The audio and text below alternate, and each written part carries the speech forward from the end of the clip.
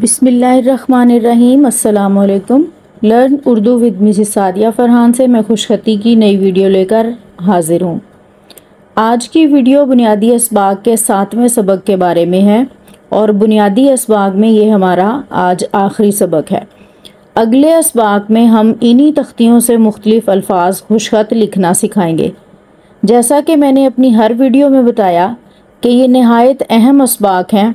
अगर इनकी अलग अलग मश्क को सही बनावट के साथ पुख्ता कर लिया जाए तो सवाल ही पैदा नहीं होता कि आप खुशखत लिखने के काबिल ना हों। ये तमाम असबाग खुसूसन उन असातिज़ा के लिए नहायत अहम है जो नर्सरी से अव्वल जमात बच्चों को उर्दू पढ़ा रहे हैं। अगर आप चाहते हैं कि आपका हर बच्चा खुशखत लिखे तो थोड़ी सी मेहनत और कोशिश से खुद अपनी लिखाई को पहले खूबसूरत बना लीजिए, क्योंकि बच्चे को इस सतह पर आप जो चाहे जैसा चाहें लिखने के काबिल बना सकते हैं और ये उन लोगों की निस्बत ज़्यादा जल्दी और ज़्यादा खूबसूरत लिखना शुरू कर देंगे जिनकी लिखाई अगली जमातों तक पुख्ता हो चुकी है। आज की तख्ती नहायत अहम तख्ती है, लिहाजा आपने इसकी बनावट और लिखने के अंदाज पर लाजमी गौर करना है। तो चलिए शुरू करते हैं आज की वीडियो। और आज हमारी बुनियादी असबाग के सिलसिले में 7वां और आखिरी सबक है और ये है दो चश्मी हे की तख्ती।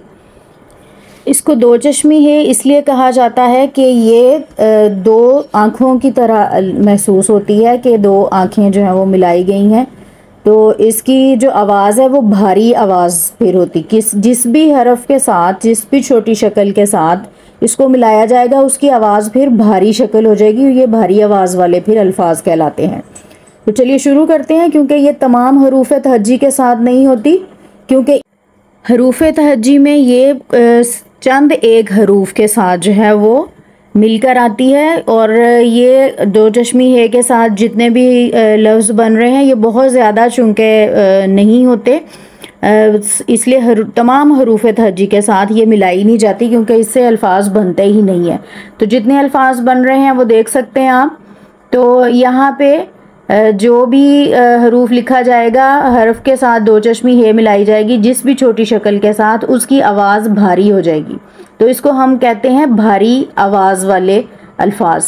तो ये देखिए, इनकी दो तरह से आप शक्ल लिखी जा सकती है, जैसे मैंने आपको दिखाया, इसको दाएं तरफ खम देकर या सीधा भी भे, और इसी तरह से दो सूरतों में दो अंदाज से आप लिख सकते हैं फे, फिर है थे, यानी ते की भारी आवाज़ आएगी टे, और टे की भारी आवाज़ होगी ठे, फिर है झे और छे, और इसी तरह से धे और ढे, फिर है रे और ढे।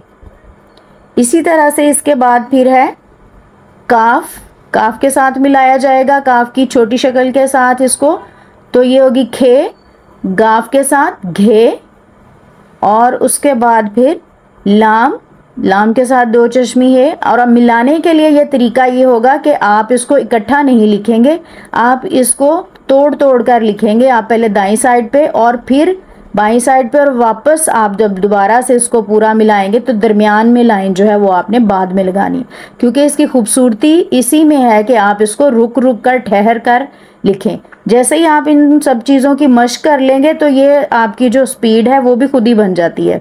तो इनके साथ जो लफ्ज़ बनते हैं वो हम देख लेते हैं। कुछ अल्फाज जो इनके साथ मिलकर आ रहे हैं, ये बहुत सारे अल्फाज तो नहीं लेकिन काफ़ी हद तक जो है वो आपके सामने मैंने लिस्ट बनाई है।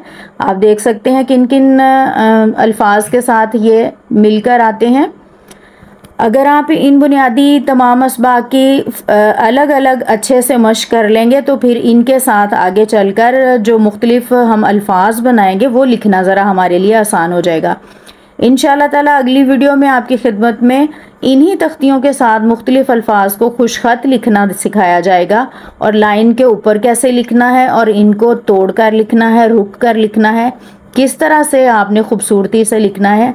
अगली वीडियो के साथ दोबारा आपकी खिदमत में हाजिर होंगी। जाने से पहले मैं ये ज़रूर कहना चाहूँगी कि अगर आप चाहते हैं कि खुशखती की मशकों से मुतल्लिक़ हर नई वीडियो आपको बर वक्त मिले तो मेरा चैनल ज़रूर सब्सक्राइब कर लें, और कोई भी सवाल जहन में हो तो ज़रूर कीजिए। और ख़ुसूसन खुशखती के इन आसान तरीक़ों से आपको कोई फ़ायदा पहुँच रहा है कि नहीं, ज़रूर कमेंट कीजिए। इजाज़त चाहूँगी। अल्लाह हाफ़िज़।